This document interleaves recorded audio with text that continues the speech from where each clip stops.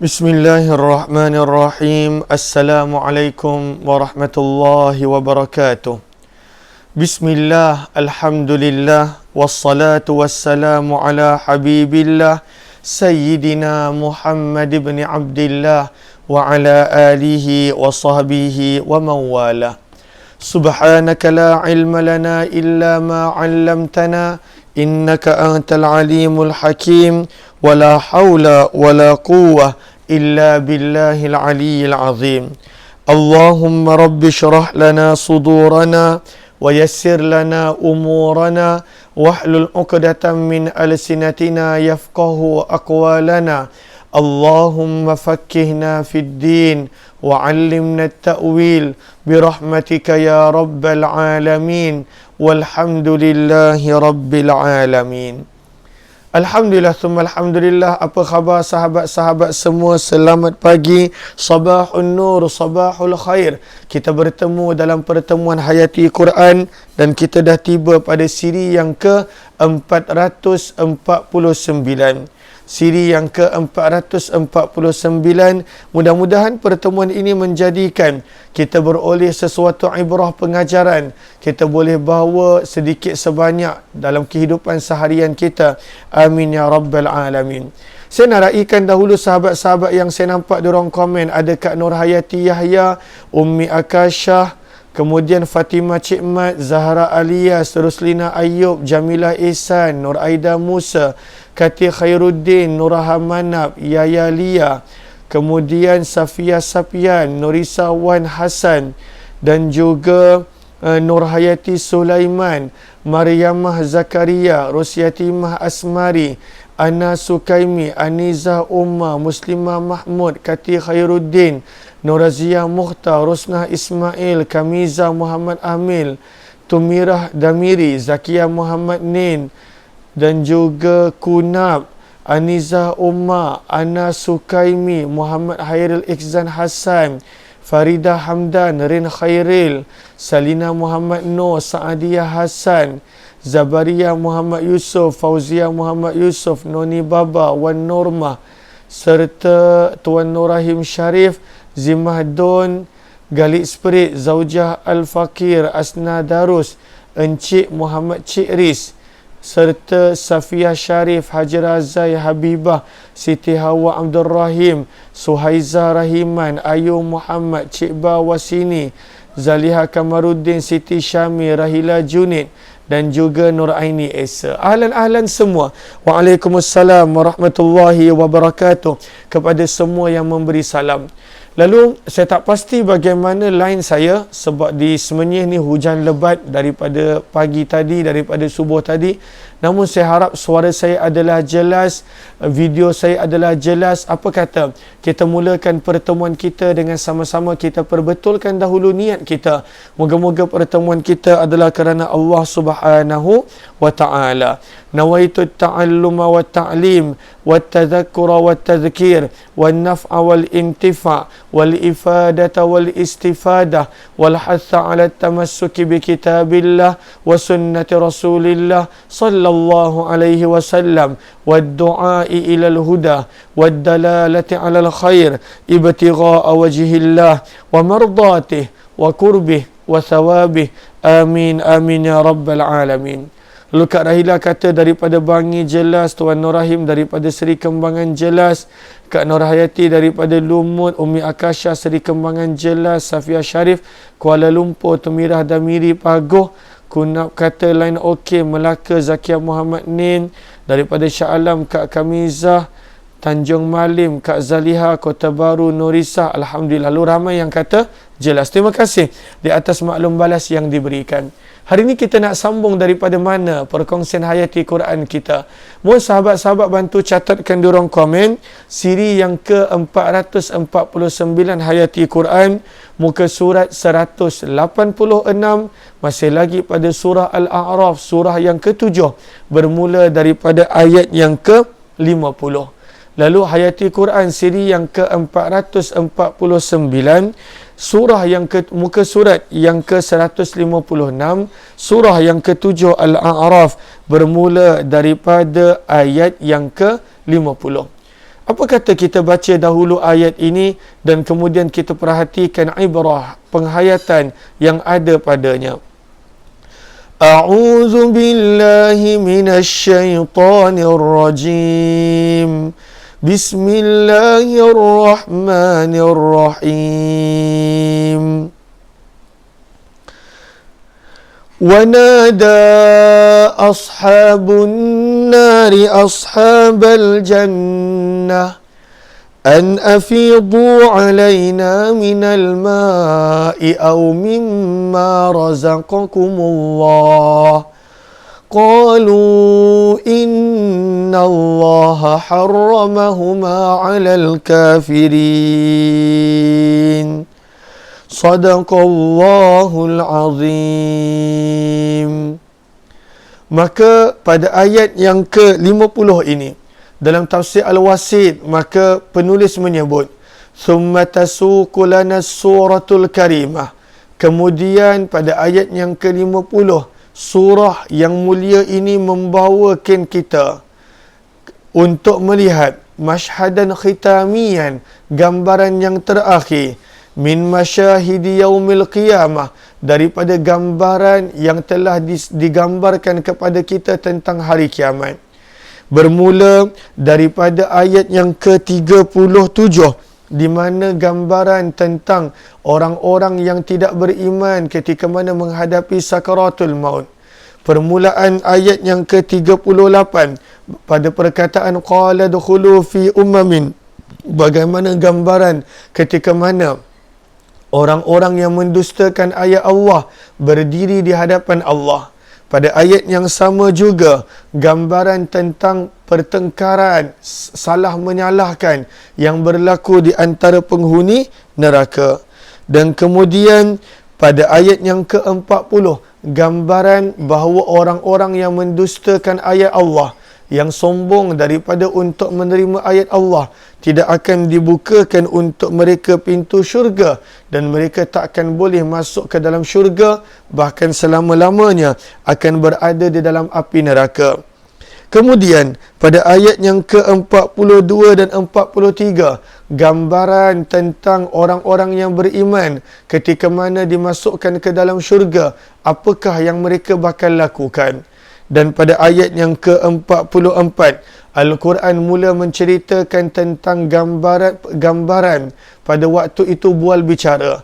Maka ada pada ayat yang ke-40, bual bicara di antara penghuni syurga dengan penghuni neraka. Pada ayat yang ke-46 dan 47, bual bicara di antara penghuni A'raf dengan penghuni syurga. Pada ayat yang ke-48, bual bicara perbualan yang ada di antara penghuni A'raf dengan penghuni neraka pula. Dan pada ayat yang ke-50, kita boleh nampak bagaimana Allah menukilkan buat kali terakhir berkenaan tentang perbualan penghuni neraka dengan penghuni syurga. Maka ini adalah gambaran yang terakhir. Setelah daripada begitu banyak gambaran tentang kiamat, tentang perbualan-perbualan, supaya kita boleh mengambil ibrah dan pengajaran. Itu tujuan dia. Maka firman Allah Subhanahu wa taala, wanada, dan akan menyeru.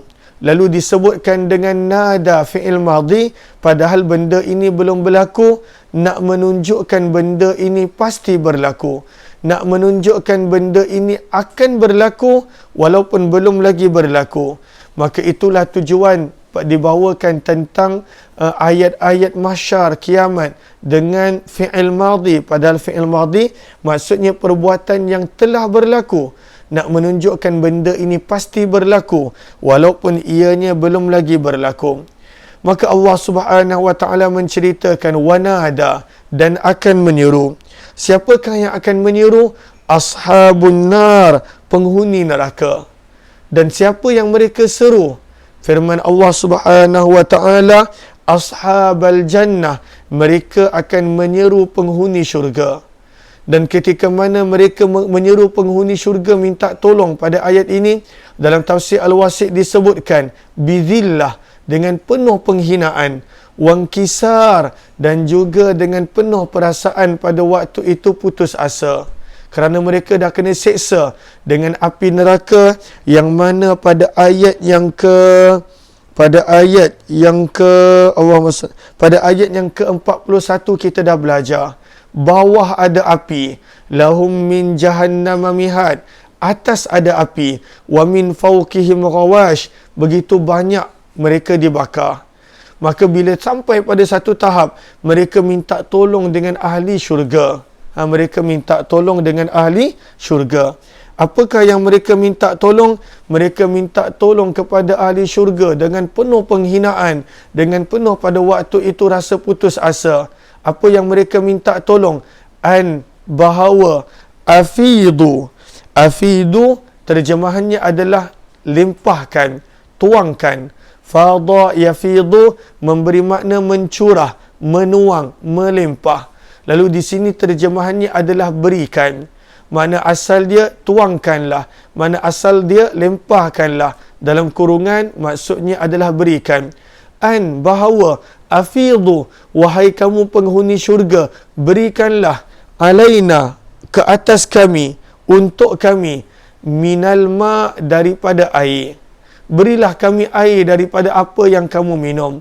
Berilah kami sesuatu daripada apa yang kamu ada. Atau mimma, daripada nikmat-nikmat yang razaqakum, Allah telah kurniakan, Allah telah rezekikan kepada kamu. Maka ini mereka punya permintaan.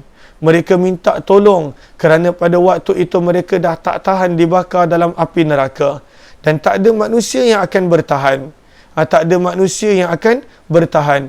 Umpama syurga itu nikmat dia tak pernah rasa jemu, maka begitulah juga neraka itu siksaannya tak pernah manusia rasa terbiasa. Dia bukan macam hukuman penjara kat dunia. Orang yang mana mungkin kena penjara 20 tahun ataupun seumur hidup. Maka lama-kelamaan setelah beberapa tahun dia akan jadi biasa. Dia dah tak rasa lagi siksaan sebab dia dah terbiasa.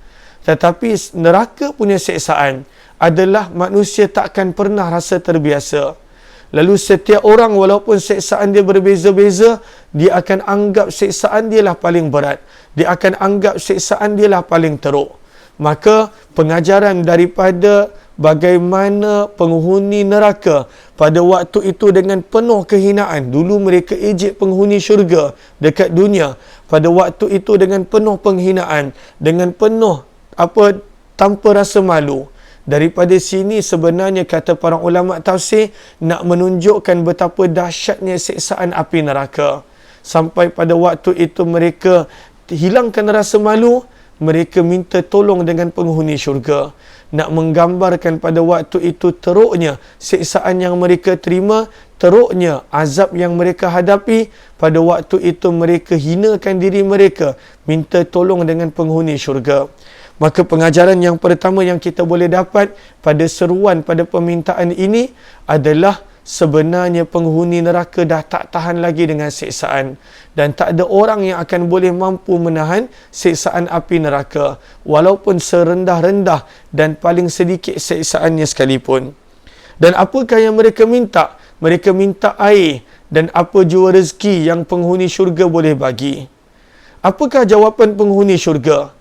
Maka penghuni syurga akan menjawab, qalu, berkatalah penghuni syurga, innallah, sesungguhnya Allah, harrama, telah mengharamkan, telah melarang, huma, kedua benda ini. Apakah kedua benda ini? Air dan juga rezeki-rezeki yang lain daripada rezeki syurga. Alal kafirin, ke atas golongan-golongan yang engkar. Maka kami bukan tak nak bagi, namun Allah haramkan nikmat ini ke atas orang-orang yang kafir, ke atas orang-orang yang engkar, ke atas orang-orang yang dulu dekat dunia mereka mengabaikan perintah Allah Subhanahu wa taala. Allah haramkan. Maka daripada sini pengajaran yang kita boleh dapat pada perkataan al-kafirin, bagaimana keingkaran manusia. Yang mana keingkaran tu datang daripada mana? Kita boleh baca pada ayat 40. Pada ayat 40, datang daripada sombong. Bagaimana keingkaran manusia untuk menerima perintah Allah. Keingkaran manusia untuk pada waktu itu bertaubat kepada Allah kerana sombong yang dia ada, maka kelak dia akan tak dapat apa-apa nikmat daripada Allah. Itu dekat syurga. Bahkan sebenarnya kat dunia, dengan keingkaran dan kesombongan, manusia banyak benda dia terlepas. Banyak benda dia tak dapat. Banyak benda yang sebenarnya dia tak dapat. Apatah lagi di hari akhirat, dia tak akan dapat apa-apa kebaikan daripada Allah. Dia tak akan dapat apa-apa manfaat daripada nikmat-nikmat Allah. Innallah, sesungguhnya Allah, harrama, telah mengharamkan, huma, dua benda yang kamu minta, air dan juga rezeki tadi, alal kafirin, ke atas orang-orang yang ingkar. Maka ingkar adalah asbab untuk manusia mahrum, manusia terlepas nikmat Allah. Di dunia pun sama. Berapa banyak kadangkala dengan keingkaran kita terlepas begitu banyak nikmat. Antaranya nikmat ketenangan. Kita tak dapat nikmat ketenangan bila kita ingkar dan kita sombong dengan Allah Subhanahu wa taala. Maka pengajaran yang kedua pada hari ini adalah pada perkataan innallaha harramahuma 'alal kafirin. Dengan keingkaran yang datangnya daripada kesombongan, manusia boleh terlepas begitu banyak nikmat Allah Subhanahu wa taala. Di syurga pasti, sebenarnya di dunia pun ya. Di dunia pun ya. Dengan ingkar, enggan, sombong, banyak nikmat Allah yang kita terlepas, yang kita tak dapat.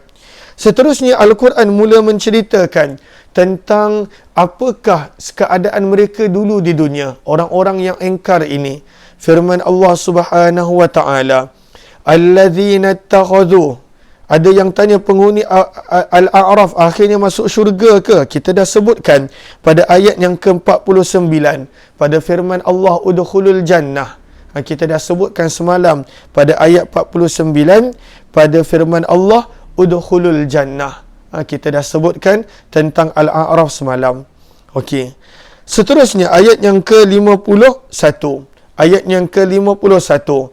Alladzina, siapakah orang-orang yang ingkar, yang dia tak dapat apa-apa ini?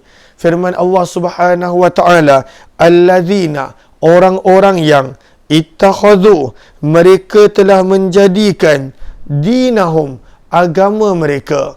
Sepatutnya mereka amalkan agama itu, perintah tersebut, tinggalkan larangan. Tetapi mereka telah menjadikan agama itu sebagai lahwa, sebagai gurau senda, wala'ibah, dan sebagai permainan. Agama yang sepatutnya mereka amalkan, mereka jadikan agama itu sebagai gurau senda, main-main. Ayat Al-Quran sebagai permainan, sunnah Nabi sebagai permainan. Dan juga pada waktu itu la'ibah, la'ibah permainan, lahwa gurau senda. Maka dengan perintah Allah mereka gelak-gelak. Dengan larangan Allah pada waktu itu mereka tak ambil berat. Maka inilah orang-orang yang ingkar bahawa dekat dunia dulu perintah Allah tentang haramnya benda ini mereka tak ambil peduli. Perintah Allah tentang perkara-perkara ini, bila ada orang tegur benda ni Allah tak benarkan, mereka pada waktu itu jadikan bahan mainan. Mereka gelak tawa tentang agama.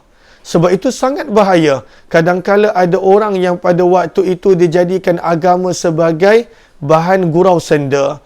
Jadikan agama sebagai bahan gelak tawa. Jadikan agama sebagai pada waktu itu sesuatu yang pada waktu itu seolah-olah permainan. Maka pada waktu itu kena berhati-hati. Walaupun pada waktu itu tujuannya adalah bergurau senda, namun kena berhati-hati. Maka firman Allah, siapakah orang-orang yang ingkar ini? Sifat mereka adalah dulu di dunia mereka menjadikan agama sebagai gurau senda dan juga sebagai permainan. Kenapakah mereka buat begitu? Wa gharrathumul hayatud dunya, dan telah menipu mereka al-hayatu, kehidupan dunia. Mereka menjadikan agama sebagai gurauan dan juga menjadikan agama sebagai permainan kerana pada waktu itu mereka tertipu dengan dunia. Mereka sangka apa yang mereka ada di dunia pada waktu itu kekal selama-lamanya.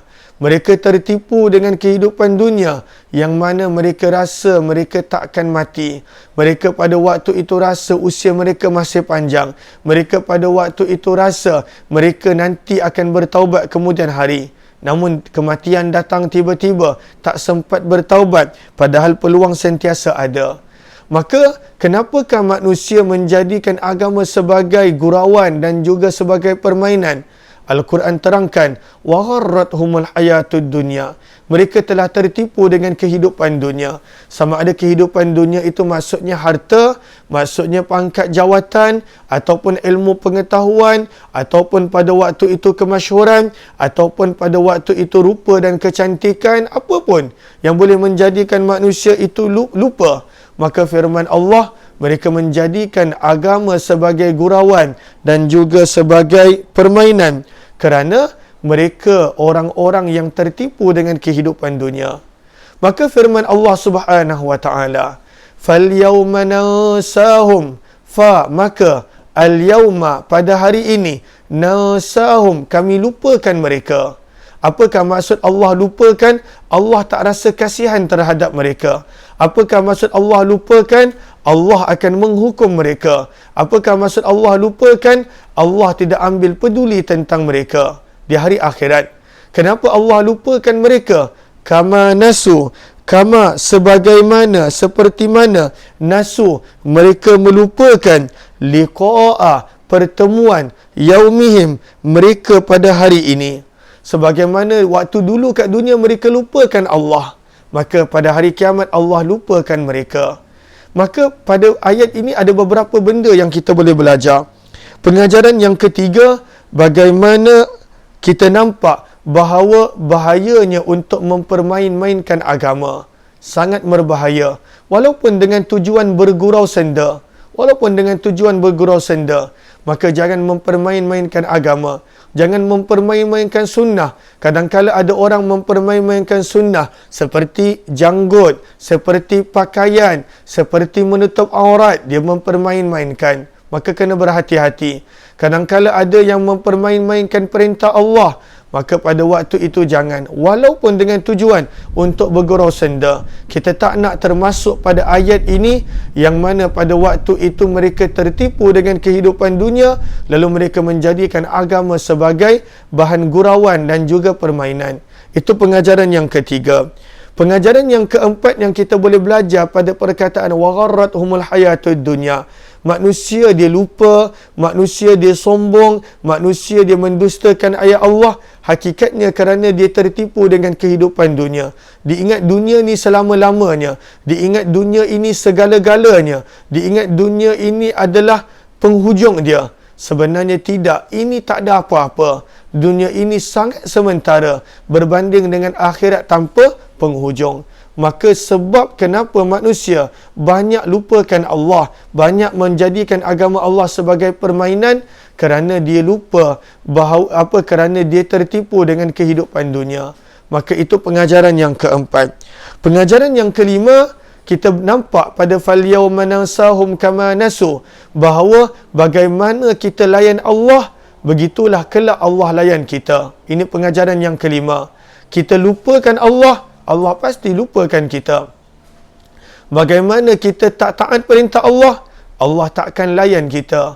Maka bagaimana kita layan Allah di dunia, begitulah kelak Allah akan layan kita di dunia dan semestinya di hari akhirat. Maka itu pengajaran yang kelima. Sebab itu kita ingat, orang yang melupakan Allah, Allah akan lupakan dia pada hari kiamat. Falyawma, maka pada hari ini, iaitu hari kebangkitan, firman Allah, nansahum, kami lupakan mereka, kama, sebagaimana, nasu, dulu mereka lupakan, liqa'a yaumihim hadza, pertemuan mereka dengan kami pada hari ini. Wa ma kanu, dan apa yang mereka, wama, dan apa-apa yang kanu, adalah mereka, biayatina, dengan ayat-ayat kami, yajhadun, mereka ingkarkan. Mereka tertipu, lalu mereka lupa mereka kena kembali pada Allah. Pada waktu itu mereka mendustakan ayat-ayat Allah Subhanahu wa taala. Maka di sini Al-Quran tutupkan gambaran serba sedikit tentang hari kiamat.